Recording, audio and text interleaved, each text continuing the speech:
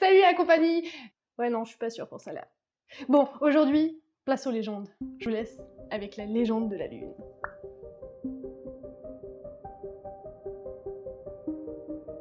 Celle-ci rejoint la légende du monde.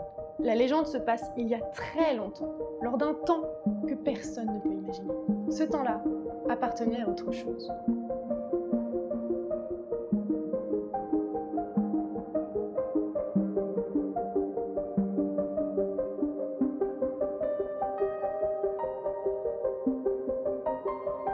Un groupe d'individus était chargé de mener des expériences. Ils créèrent un espace spécialement dédié à l'expérimentation de différentes atmosphères. Ils commencèrent par former des boules de matière aux propriétés toutes différentes les unes des autres.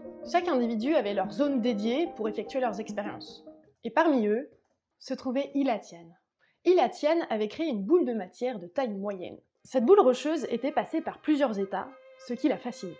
Mais dans cet espace, elle n'y voyait pas grand-chose. Effectivement, pour éviter d'altérer les expériences, le groupe d'individus n'avait placé aucune ouverture sur l'extérieur. Elle créa alors une boule de matière plus grosse, destinée à l'éclairer. Après quelques temps à observer la boule de matière, elle s'aperçut que la glace qui était autour était en train de fondre. Une nouvelle boule s'était presque formée. Alors, je suis toute excitée de noter dans son rapport que la boule de matière commençait à verdir, que la glace qui avait fondu avait fait apparaître des zones entourées d'eau, que les couleurs qui émanaient de cette boule étaient les plus belles qu'elle ait vues. Un peu fleur bleue, hein. À chaque nouvelle observation, elle était subjuguée par la vitesse à laquelle l'écosystème qu'elle avait créé se développait. Truc de dingue. Des arbres, des fleurs, des montagnes, tout ce petit monde lui semblait si puissant et si fragile à la fois. Attention suspense, mais un jour, Ilatian fut sans voix. Ha!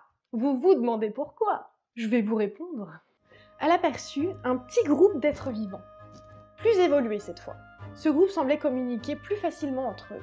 Elle décida de mener la suite de ses recherches sur ce petit groupe d'individus, tout en continuant d'étudier le comportement de ces êtres vivants, qu'elle nomma humains. Ça veut rien dire! Qu'elle nomma dans son rapport humain. Elle tenta de communiquer avec eux. Mais comment peut-elle communiquer avec les humains, me direz-vous? Bonne question. Je vous explique. Ce qu'il faut savoir, c'est que ce groupe d'individus était capable de changer d'état, de matière, de taille, etc., pour pouvoir mener leurs expériences au plus juste. Ils peuvent ainsi se rendre le plus petit possible pour pouvoir étudier les atmosphères créées. Ilatian décida de se rendre dans ce petit groupe d'humains, mais elle voulait quand même rester discrète, comme le vent. Elle se transforma alors en graine. Ah! Attends, quoi? Une graine? Mais... Non, mais vas-y, je comprends que dalle, son histoire de lune, là. Putain, la lune, c'est un caillou, quoi. Allez hop, c'est fini, la légende de la lune, là, c'est bon. J'en ai marre, je me casse. Oui, alors pourquoi en graine? Parce qu'elle voulait rester discrète et grandir en même temps que les humains. On peut reprendre? Donc, Ilatian se transforma en graine, ce qui lui laissait assez de temps pour observer les humains, tout en évoluant avec eux. David Koutenov. Un jour, elle assista à la naissance d'un humain. Bon, elle y assista pas vraiment, mais elle l'observa de près. Elle décida donc d'affiner son étude sur le nouveau-né, de pouvoir observer un humain dès sa naissance en fait. Des années passèrent pour le nouveau-né, qui s'est avéré être une petite fille, aux cheveux de la couleur de l'or et aux yeux de celle de l'eau. C'est poétique, hein? Ilatian, elle, était devenue arbre. Elle pouvait donc observer la petite fille du haut de ses branches. Elle apprenait à parler, et Ilatian apprenait leur langue en même temps. Elle était fascinée par ces petits êtres capables de tant de choses.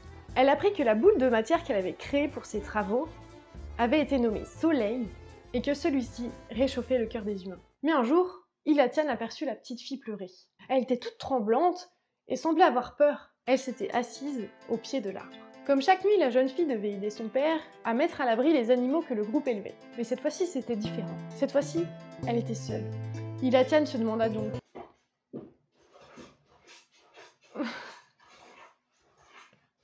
Ilatian se demanda pourquoi la jeune fille pleurait. Elle voulait donc en savoir plus. Elle ne put s'empêcher de lui demander et sa phrase sortit sans le vouloir. Blottie contre l'arbre, la jeune fille entendit comme un murmure.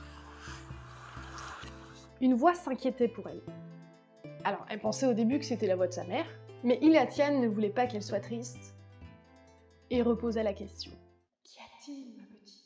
Elle en était sûre, la voix ne venait pas de sa mère.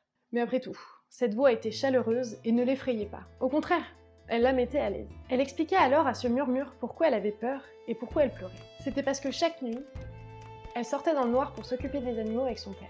Mais que cette fois-ci, étant seule, elle était paralysée et s'imaginait des créatures malveillantes, tapies dans le noir, attendant le moment pour la dévorer elle et les animaux. Lorsqu'Iliatiane entendu ça, elle avait du mal à comprendre. Elle comprenait pas cette peur régie par l'imagination. Mais elle ne voulait pas que cette jeune fille ait peur. Plus jamais. Iliatiane lui murmura qu'elle ne devait pas s'inquiéter, qu'elle pourrait marcher dans l'obscurité et dormir en paix. Je profite de cette pause pour vous dire que vous pouvez liker cette vidéo et puis vous abonner si mon contenu vous plaît. Après ces mots rassurants, la jeune fille rentra se coucher. Iliatiane se retransforma en son état d'origine et décida de créer une nouvelle boule de matière. Mais cette fois, elle ne serait pas éblouissante comme le soleil, mais douce comme la jeune fille. Petite comme ces êtres qu'elle veut protéger et rassurante la nuit. Le lendemain soir, la jeune fille sortit de sa maison pour s'occuper des animaux, mais un détail l'arrêta. Un sentiment étrange lui parcourait le corps. Elle voyait le chemin qu'elle empruntait. Elle voyait les brins d'herbe bouger au vent. Sa peur avait disparu, l'obscurité n'était plus un problème pour elle, comme lui avait dit cette voix. Et chaque soir, elle regarde cette boule lumineuse au ciel, blottie contre l'arbre qui lui avait parlé. Elle lui racontait ses journées, ses peurs, ses rêves, ses joies, mais plus aucune voix lui répondit. Mais ces moments étaient devenus une habitude, et chaque soir, elle venait parler à cet arbre. Une nuit, alors qu'elle était assise au pied de l'arbre, en observant cette boule lumineuse, elle se demanda comment elle pouvait la nommer. C'est alors que la voix lui répondit. Elle lui dit que cette boule avait été créée pour elle et toutes les personnes comme elle. C'est pourquoi elle lui avait donné son nom. La boule lumineuse fut donc communément appelée Fengaria. La boule était passée de Fengaria à Fengari et de siècle en siècle, elle fut communément appelée Lune. L'arbre devint le plus grand et le plus beau de la région, un arbre sacré qui fut chéri pendant des siècles. On peut donc penser que Fengaria a conté cette histoire à ses enfants, qui ont eux-mêmes raconté cette histoire à leurs enfants, et ainsi de suite, jusqu'à devenir légende. Le groupe d'individus était nommé les bâtisseurs de l'univers. J'espère que cette légende vous aura plu. Si c'est le cas, n'hésitez pas à mettre votre plus gros pouce bleu, à vous abonner et à partager autour de vous. Ce serait champ max un max. Et moi je vous dis à plus.